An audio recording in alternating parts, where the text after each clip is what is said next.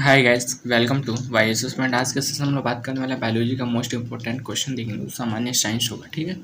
General science के बारे में देखेंगे। जो टोटल क्वेश्चन देंगे 500 यानी 500 क्वेश्चन देखेंगे। तो एक एक क्वेश्चन को आप देखिए, काफ़ी मोस्ट इंपॉर्टेंट है, तो हर एग्जामिनेशन में पूछे जाते हैं। चलिए हम लोग देखते हैं।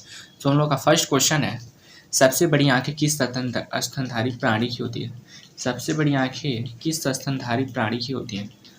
ठीक है, वो है हम लोग का क्या है, हिरण की होती है सबसे बड़ी आँखें। फिर हम लोग का सेकंड क्वेश्चन है, आज कार्बन डाइऑक्साइड के उत्सर्जन में सर्वाधिक योगदान करने वाला देश वो क्या है? संयुक्त राज्य अमेरिका यानी यूएस है। क्या करता है?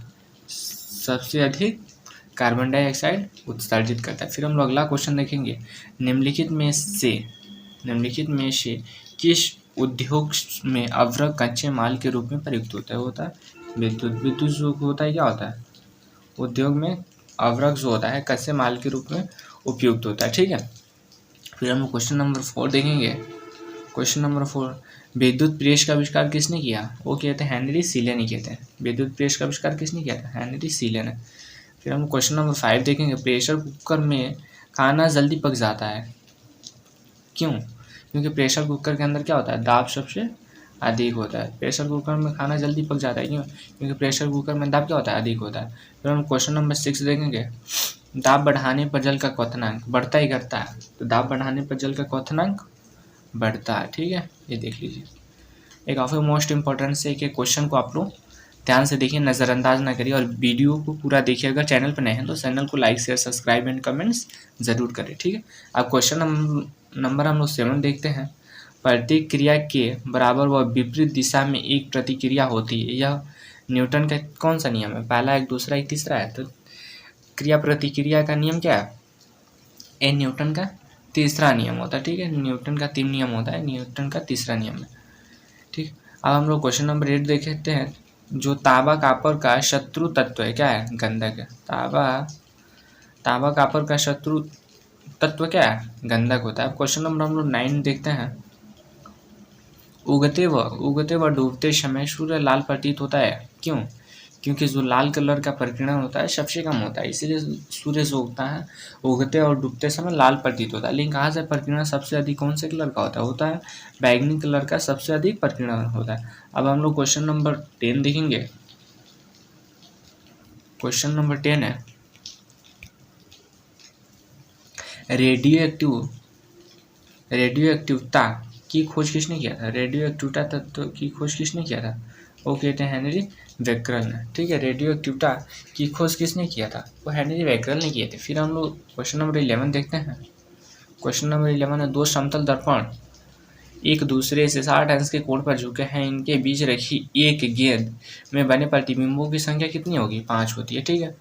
दो समतल दर्पण एक दूसरे से 60 अंश के कोण पर रखे हैं, तो इनके बीच रखी गेंदों के प्रतिबिंबों की संख्या कितनी होती है? 5 होती है। हम लोग क्वेश्चन नंबर 12 देखते हैं, पानी के अंदर हवा का एक बुलबुला किस तरह से बर्ताव करता है? तो करता है अवतल लेंस की तरह बर्ताव करता है। क्या? पानी के अंदर बुलबुला जो होता है अवतल लेंस की तरह बर्ताव करता है। अब हम क्वेश्चन नंबर 13 देखते हैं, वो है इकाइयों के समस्त व्यवस्थाओं में किस इकाई की मात्रा समान होती है? वो होती है विशिष्ट गुरुत्व की। क्या होती है? व्यवस्था इकाई की मात्रा के समान होती है। फिर हम क्वेश्चन नंबर 14 देखते हैं, वो है, यदि कोई मनुष्य समतल दर्पण की ओर से 4 मीटर प्रति सेकंड की चाल से आ रहा है, तो दर्पण में मनुष्य का प्रतिबिंब किस चाल से आता हुआ प्रतीत होगा? वो होगा -8 मीटर प्रति सेकंड से क्या होगा? आता हुआ प्रतीत होगा, ठीक है। 8 मीटर प्रति सेकंड से आता हुआ क्या होगा? प्रतीत होगा। हम लोग क्वेश्चन नंबर 15 देखते हैं, कारों, ट्रकों और बसों में ड्राइवर की सीट के बगल में कौन सा दर्पण होता है? उत्तल दर्पण होता है, ठीक है। कार जो होता है, कार, बस, ट्रक इत्यादि में जो ड्राइवर के जो बगल में जो दर्पण होता है वो कौन सा दर्पण होता है? वो होता है उत्तल दर्पण होता है, ठीक है। फिर क्वेश्चन हम लोग 16 देखते हैं, ऐसे तत्व जिनमें धातु और अधातु दोनों के गुण पाए जाते हैं उन्हें क्या कहा जाता है? उपधातु कहा जाता है। धातु और धातु के गुण दोनों पाए जाते हैं उन्हें क्या होते हैं? उपधातु होते हैं। अब क्वेश्चन हम लोग 17 देखते हैं, वनस्पति विज्ञान के जनक कौन है? वो है थियोफैटस होता है। वनस्पति विज्ञान के जनक कौन है? थियोफैटस है। क्वेश्चन नंबर 18 देखते हैं, निम्नलिखित में से किसमें ध्वनि की चाल सबसे अधिक होती है? होती है इस्पात में। निम्नलिखित में से किसमें ध्वनि की चाल सबसे अधिक होती है? इस्पात में सबसे अधिक ध्वनि की चाल होती है। अब क्वेश्चन नंबर 19 देखते हैं। क्वेश्चन नंबर 19, एक व्यक्ति घूमते हुए स्टूल पर बाहें फैला खड़ा है, एक अपने बाहें को सिकुड़ लेता है, तो स्टूल का कोणीय वेग क्या होगा? बढ़ेगा घटेगा? तो कोणीय वेग होगा वो बढ़ जाएगा। ठीक है, अब क्वेश्चन नंबर 20 देखते हैं। क्वेश्चन नंबर 20, चंद्रमा पर एक बम विस्फोट होता है, इसकी आवाज़ पृथ्वी पर क्या होगी? सुनाई नहीं देगी। जब चंद्रमा पर बम विस्फोट होगा तो उसकी आवाज़ क्या पृथ्वी पर सुनाई देगी कि नहीं देगी? तो सुनाई नहीं देगी। ठीक है, फिर हम क्वेश्चन नंबर 21 देखते हैं। चंद्रमा पर वायुमंडल न होने का कारण है क्या है? फ्लाइन वेग। ठीक है, चंद्रमा पर वायुमंडल न होने के कारण क्या है? फ्लाइन वेग है। ठीक है, फिर हम क्वेश्चन नंबर 22 देखते हैं। यदि किसी सरल लोलक की लंबाई 4% बढ़ा दी जाए तो उसका आवर्तकाल क्या होगा? 2% बढ़ जाएगा। यदि किसी सरल लोलक की लंबाई 4% बढ़ा दी जाए तो उसका आवर्तकाल क्या होगा? आवर्तकाल बढ़ जाएगा, 2% बढ़ जाएगा। फिर हम क्वेश्चन नंबर 23 देखते हैं। एक लड़की झूला झूल रही है। ठीक है, एक लड़की झूला झूल रही है, उसके पास एक अन्य लड़की आकर बैठ जाती है तो झूले का आवर्तकाल अपरिवर्तित हो जाएगा। ठीक है, झूले का आवर्तकाल क्या परिवर्तित हो जाएगा? अपरिवर्तित हो जाएगा, तो अपरिवर्तित हो जाएगा। ठीक है, अब क्वेश्चन नंबर 24 देख लेते हैं। हम रेडियो की घुंडी घुमाकर विभिन्न स्टेशनों के प्रोग्राम सुनते हैं। यह संभव है किससे? अनुनाद के कारण से संभव है। ठीक है, अब क्वेश्चन नंबर 25 देखते हैं।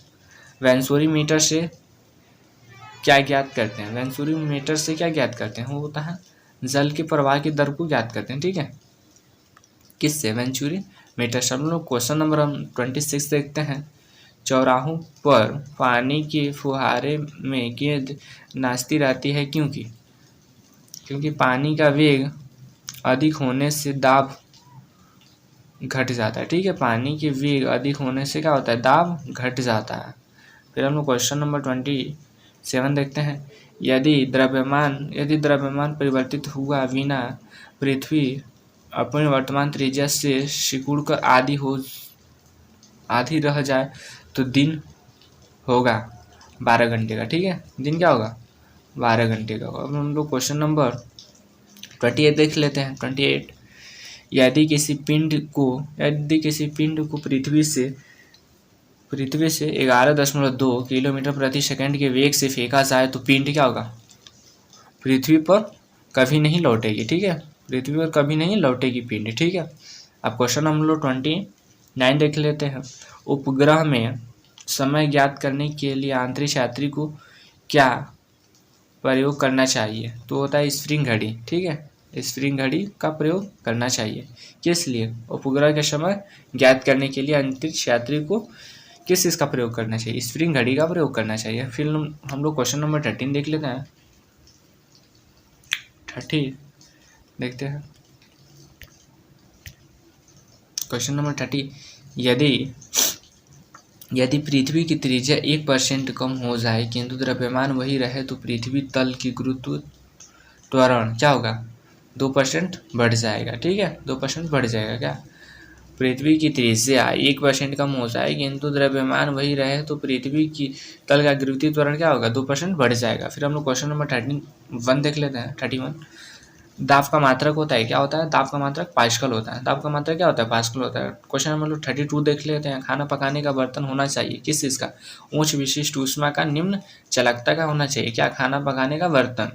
ठीक है, उच्च विशिष्ट ऊष्मा का, निम्न चालकता होना चाहिए। फिर हम लोग क्वेश्चन नंबर 33 देख लेते हैं। झरने में जब जल ऊंचाई से गिरता है तो उसका ताप क्या होता है? बढ़ जाता है।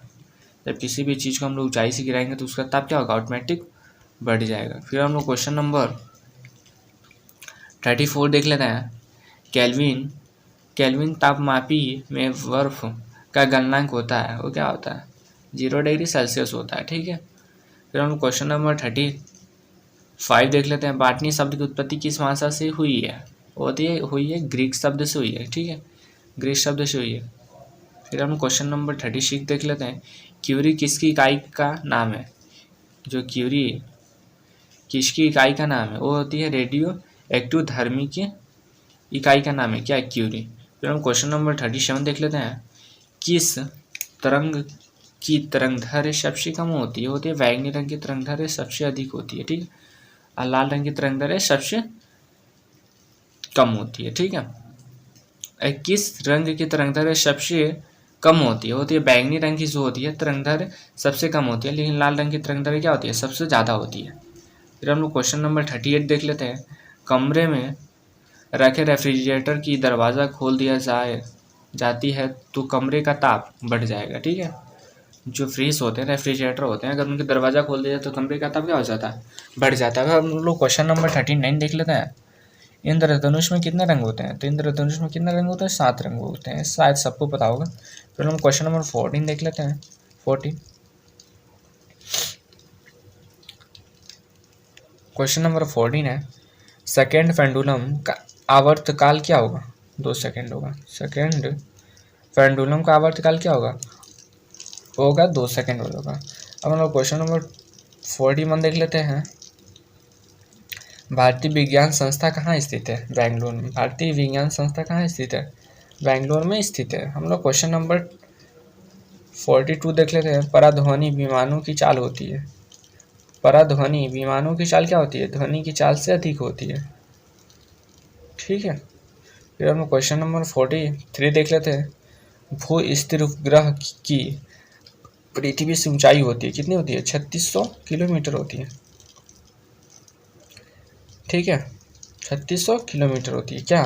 भू स्थिर उपग्रह से पृथ्वी की ऊंचाई होती है। ठीक है, क्वेश्चन नंबर 44 देख लेते हैं। चिकित्सा शास्त्र के विद्यार्थियों को किसकी शपथ दिलाई जाती है? वो दिलाई जाती है हिप्पोक्रेटस की। चिकित्सा शास्त्र के विद्यार्थियों को किसकी शपथ दिलाई जाती है? वो दिलाई जाती है हिप्पोक्रेटस की। अब हम लोग क्वेश्चन नंबर 45 देख लेते हैं। कार में रेडिएटर का क्या कार्य होता है? कार में रेडिएटर का क्या कार्य होता है? इंजन को ठंडा रखने के लिए किस चीज़ का उपयोग किया जाता है? रेडिएटर का उपयोग किया जाता है। अब हम लोग क्वेश्चन नंबर 46 देख लेते हैं। मनुष्य के शरीर का ताप होता है कितना होता है? 37 डिग्री सेल्सियस होता है। मनुष्य का शरीर का ताप कितना होता है? 37 डिग्री सेल्सियस होता है। अब हम लोग क्वेश्चन नंबर 47 देख लेते हैं। दूरदृष्टि दोष से पीड़ित व्यक्ति को क्या होती है? निकट की वस्तुएं नहीं दिखाई देती है। जो दूरदृष्टि दोष से जो पीड़ित होते हैं उनको क्या होता है? निकट की वस्तुएं नहीं दिखाई देती है। ठीक है, फिर हम लोग क्वेश्चन नंबर 48 देख लेते हैं। किताब के ऊपर रखे किसी लेंस को ऊपर उठाने पर यदि मुद्रित अक्षरों का आकार बढ़ता हुआ दिखाई दे तो लेंस क्या होगा? उत्तल लेंस होगा। कौन सा लेंस होगा? उत्तल लेंस होगा। जब मतलब फिर हम क्वेश्चन नंबर 49 देख लेते हैं। यदि किसी लेंस के अक्षरों का आकार छोटा दिखाई देता है तो लेंस क्या होगा? उत्तल लेंस होगा। ठीक है, उत्तल लेंस होगा। अब क्वेश्चन नंबर 15 देख लेते हैं। तारे टिमटिमाते हैं क्यों? अपवर्तन के कारण। तारे क्यों टिमटिमाते हैं? तारे अपवर्तन के कारण टिमटिमाते हैं। अब क्वेश्चन नंबर 51 देख लेते हैं। 51 देखते हैं। क्वेश्चन नंबर 51 है हम लोग निम्नलिखित में से कौन एक आवेश रहित कण है? आवेश रहित कण कौन क्या होता है? न्यूट्रॉन होता है। ठीक है, आवेश रहित कण न्यूट्रॉन होता है। ठीक है, फिर हम लोग क्वेश्चन नंबर 52 देख लेते हैं। 52 पौधों की आंतरिक संरचना का अध्ययन कहलाता है क्या कहलाता है? शारीरिकी कहलाता है। पौधों के आंतरिक संरचना का अध्ययन क्या कहलाता है? शारीरिक कहलाता है। फिर हम क्वेश्चन नंबर 57 देखते हैं। 53 देखते हैं। निम्नलिखित में से किस रंग का अपवर्तनांक सबसे अधिक होता है? बैंगनी रंग का अपवर्तनांक क्या होता है? सबसे अधिक होता है। ठीक है, देखिए रिवीजन क्वेश्चन है। फिर हम लोग क्वेश्चन नंबर 54 देख लेते हैं। स्वच्छ जल से भरे तालाब की गहराई 3 मीटर प्रतीत होती है। यदि हवा के सापेक्ष जल का अपवर्तनांक 4/3 हो तो तालाब का वास्तविक गहराई क्या होगा? 4 मीटर होगा। ठीक है, 4 मीटर होगा। फिर हम लोग क्वेश्चन नंबर 55 देख लेते हैं। लेंस की क्षमता का मात्रक क्या होता है? डायोप्टर होता है। लेंस की क्षमता का मात्रक डायोप्टर होता है। फिर हम लोग क्वेश्चन नंबर 56 देख लेते हैं। रडार की कार्यप्रणाली निम्न सिद्धांत पर आधारित है। किस पर आधारित है? रेडियो तरंग का अपवर्तनांक पर। ठीक है, क्वेश्चन नंबर 57 देख लेते हैं।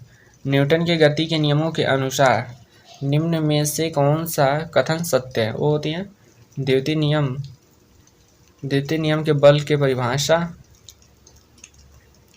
परिभाषा ज्ञात की जाती है। ठीक है, ज्ञात की जाती है। फिर हम लोग क्वेश्चन नंबर 58 देखते हैं। किसी पिंड के उस गुणधर्म को क्या कहते हैं? किसी पिंड के उस गुणधर्म को क्या कहते हैं जिससे वह सीधी रेखा में विराम या एक समान गति की स्थिति में से किसी परिवर्तन का विरोध करता है? वो क्या होता है? जड़त्व होता है। ठीक है, फिर हम लोग क्वेश्चन नंबर 59 देखते हैं। क्वेश्चन नंबर 59 हम लोग का लेंस निम्न सिद्धांत पर कार्य करती है। किस सिद्धांत पर कार्य करती है? तब विकिरण के औद्दीपति उत्सर्जन पे कार्य करती है। ठीक है, अब क्वेश्चन नंबर 60 देखते हैं। 60 देखते हैं वो क्या है? दलदल में फंसे व्यक्ति को लेट जाने की सलाह दी जाती है क्योंकि क्षेत्रफल अधिक होने के कारण दाब कम हो जाता है। ठीक है, दलदल में फंसे व्यक्तियों को लेट जाने की सलाह क्यों दी जाती है? क्योंकि जब क्षेत्रफल कम होगा तो उसका दाब क्या होगा? क्षेत्रफल अधिक होगा तो दाब क्या हो जाएगा? ऑटोमेटिक कम हो जाएगा। तो इसीलिए वो दलदल में क्या होंगे? और धंसेंगे नहीं। ठीक है, अब क्वेश्चन नंबर 61 देखते हैं हम लोग। बर्फ के टुकड़ों को आपस में दबाने पर टुकड़े आपस में चिपक जाते हैं क्योंकि दाब अधिक होने के कारण बर्फ का गलनांक घट जाता है। दाब अधिक होने के कारण बर्फ का जो होता है गलनांक घट जाता है। ठीक है, फिर हम लोग क्वेश्चन नंबर 62 देखते हैं। मोटर कार में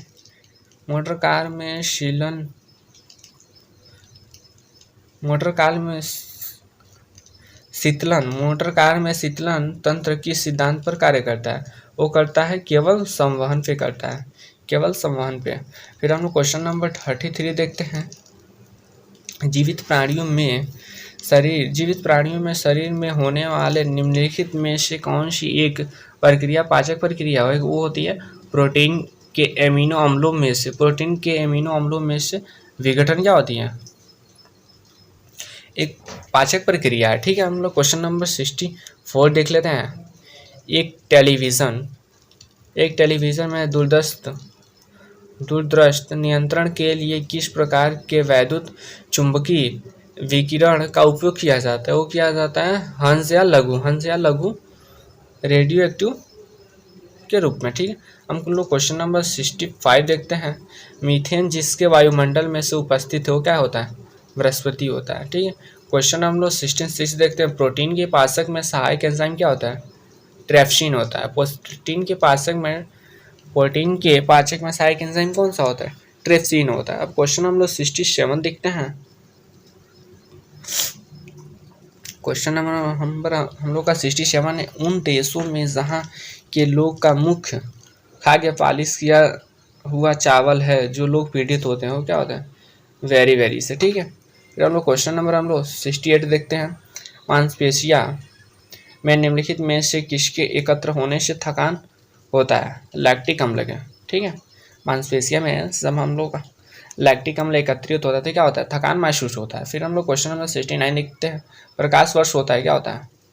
एक वर्ष में प्रकाश द्वारा तय की गई दूरी क्या होती है? प्रकाश वर्ष होती है। ठीक है, फिर हम लोग क्वेश्चन नंबर 17 देखते हैं। समुद्र की गहराई मापने के लिए कौन सा उपकरण प्रयोग किया जाता है? वो किया जाता है फेदोमीटर का उपयोग किया जाता है। समुद्र की गहराई मापने के लिए कौन सा उपकरण का प्रयोग किया जाता है? फेदोमीटर का उपयोग किया जाता है। फिर हम लोग क्वेश्चन नंबर 71 देखते हैं। कंप्यूटर का आईसी चिप्स किस पदार्थ की बनी होती है? सिलिकॉन की बनी होती है। कंप्यूटर की आईसी चिप्स किस पदार्थ की बनी होती है? वो तो सिलिकॉन की बनी होती है। फिर हम क्वेश्चन नंबर 72 देखते हैं। वह काल्पनिक रेखा जो फोकस एवं पोल से गुजरते हुए गोलाकार दर्पण पर पड़ती है वह कहलाती है, क्या कहलाती है? मुख्य अक्ष कहलाती है। फिर हम क्वेश्चन नंबर 73 देखते हैं। अगर किसी वस्तु का फोकस अवतल दर्पण पर पड़ता है तो उसकी छाया कैसी बनेगी? अनंत पर बनेगी, ठीक है। फिर हम लोग क्वेश्चन नंबर 37 देखते हैं। 34 देखते हैं, सॉरी। वह धातु जो अम्ल एवं क्षार के साथ क्रिया करके हाइड्रोजन निकालती है, क्या कहलाती है? जिंक कहलाती है। फिर हम लोग क्वेश्चन नंबर 75 देखते हैं। जीव विज्ञान शब्द का प्रयोग सर्वप्रथम किसने दिया? वो दिए थे लैमार्क तथा ट्रेवेरेनस ने दिए थे, ठीक है। फिर हम लोग क्वेश्चन नंबर 76 देखते हैं। कार्य का मात्रक है, क्या है? जूल है। कार्य का मात्रक क्या है? जूल है। फिर हम लोग क्वेश्चन नंबर 77 देखते हैं। प्रकाश वर्ष इकाई है किसकी? प्रकाश वर्ष इकाई किसकी है? दूरी की है। फिर हम लोग देख लेते हैं अगला क्वेश्चन हम लोग का क्वेश्चन नंबर 78 है। एक ही प्रकार के परमाणुओं से मिलकर बना पदार्थ क्या कहलाता है? तत्व कहलाता है। एक ही प्रकार के परमाणुओं से मिलकर बना पदार्थ क्या कहलाता है? तत्व कहलाता है। फिर हम लोग क्वेश्चन नंबर 79 देखते हैं। दो या दो से अधिक तत्वों के मात्रा के विचार से एक निश्चित अनुपात में संयोग करने से बना पदार्थ कहलाता है, क्या कहलाता है? यौगिक कहलाता है, ठीक है। सब डिफिनीशन है, आप लोग देखते जाइए। फिर हम क्वेश्चन नंबर 18 देखते हैं। 80 देखते हैं। किसी ध्वनि स्रोत की आवृत्ति में होने वाले उतार चढ़ाव को कहते हैं, क्या कहते हैं? डॉपलर प्रभाव कहते हैं, ठीक है। फिर हम क्वेश्चन नंबर 81 देखते हैं। कोई कण एक सेकंड जितने कंपन करती है कोई कण एक सेकंड में जितने कंपन करते हैं उस संख्या को कहते हैं, क्या कहते हैं? आवृत्ति कहते हैं, ठीक है। फिर हम क्वेश्चन नंबर 82 देखते हैं। वायु में ध्वनि की चाल 332 मीटर प्रति सेकंड होती है। यदि दाब बढ़ाकर 2 गुना कर दिया जाए तो ध्वनि की चाल क्या होगी? 332 मीटर प्रति सेकंड ही होगी, ठीक है। 332 मीटर प्रति सेकंड ही होगी, ठीक है। फिर हम लोग क्वेश्चन नंबर 83 देखते हैं। निम्नलिखित में से समय का मात्रक नहीं है, क्या? प्रकाश वर्ष है। मल्टीपल चॉइस क्वेश्चन है जो आपको इसमें दे दिया गया। फिर हम क्वेश्चन नंबर 84 देखते हैं। पारसेक इकाई है किसकी? दूरी की इकाई क्या होती है? पारसेक की इकाई क्या होती है? दूरी होती है, ठीक है, दूरी की। फिर हम लोग क्वेश्चन नंबर 85 देखते हैं। निम्नलिखित में से कौन सा धातु होते हुए भी विद्युत का कुचालक है? शीशा क्या है? एक प्रकार की धातु है, लेकिन विद्युत का क्या कुचालक होता है, ठीक है। फिर हम क्वेश्चन नंबर 86 देखते हैं। निम्नलिखित में से किस अधातु में धात्विक चमक पाई जाती है? वो ग्रेफाइट और आयोडीन में क्या होती है? धात्विक चमक पाई जाती है। फिर हम लोग क्वेश्चन नंबर 87 देखते हैं। एक गुब्बारे में हाइड्रोजन व ऑक्सीजन गैस के बराबर अणु है। यदि गुब्बारे में एक छेद कर दिया जाए तो क्या होगा? हाइड्रोजन गैस तेजी से निकलने लगेंगी, ठीक है। हाइड्रोजन गैस तेजी से निकलने लगेंगे। अब क्वेश्चन नंबर 88 देखते हैं। कपूर के छोटे छोटे टुकड़े जल के सतह पर नाचते हैं, क्या? पृष्ठ तनाव के कारण क्या होते हैं? कपूर के छोटे छोटे टुकड़े जो होते हैं सतह पर नाचते हैं, ठीक है। फिर क्वेश्चन नंबर 89 देखते हैं। पानी का घनत्व अधिकतम होता है किस में होता है? पानी का घनत्व अधिकतम होता है 4 डिग्री सेल्सियस होता है, पानी का अधिकतम घनत्व होता है। क्वेश्चन नंबर 19 देखते हैं। यदि 2 उपग्रह एक ही वृत्ताकार कक्ष पर चक्कर लगाते हैं तो उनके बीच वेग क्या होगा? समान होगा क्या समान होगा? तो वेग समान होगा। फिर क्वेश्चन नंबर 91 देखते हैं। पृथ्वी की परिक्रमा कर रहे एक उपग्रह में से पैकेट छोड़ दिया जाए, उपग्रह छोड़ दिया जाता है तो क्या होगा? उपग्रह के साथ उसी चाल से पृथ्वी की परिक्रमा करेगी, ठीक है। फिर हम लोग क्वेश्चन नंबर 92 देखते हैं। निम्नलिखित में से कौन एक यौगिक है? अमोनिया क्या, अमोनिया एक यौगिक होता है, ठीक है। फिर हम लोग क्वेश्चन नंबर 93 देखते हैं। यंग प्रत्यास्थता गुणांक का एसआई मात्रक है, क्या है, न्यूटन प्रति मीटर स्क्वायर होती है, ठीक है। क्वेश्चन नंबर 94 देखते हैं, 94 देखते हैं। कैंडेला मात्रक है किसका, ज्योतितीव्रता का मात्रक क्या है, कैंडेला मात्रक होता है। फिर क्वेश्चन नंबर 95 देखते हैं। जल एक यौगिक है क्योंकि इसमें रासायनिक संबंधों से जुड़े हुए दो भिन्न भिन्न तत्व होते हैं। जल क्या है, एक प्रकार का यौगिक है क्योंकि इसमें रासायनिक संबंधों से जुड़े हुए दो भिन्न भिन्न तत्व होते हैं। फिर हम क्वेश्चन नंबर 96 देखते हैं। वह विज्ञान जिसका संबंध जीवधारियों के अध्ययन से होता है क्या कहलाता है, जीव विज्ञान कहलाता है। ये देखिए अभी रिवीजन क्वेश्चन है, इसके पहले करा चुके हैं। फिर हम लोग क्वेश्चन नंबर 97 देखते हैं। फिर हम लोग क्वेश्चन नंबर 97 देखते हैं हम लोग का। साइकोलॉजी में किसका अध्ययन किया जाता है, साइकोलॉजी में शैवालों का अध्ययन किया जाता है। फिर हम लोग क्वेश्चन नंबर 98 देखते हैं। जूल निम्नलिखित में से किसकी इकाई है, जूल निम्नलिखित में से किसकी इकाई है, वो है ऊर्जा की इकाई होती है क्या, जूल।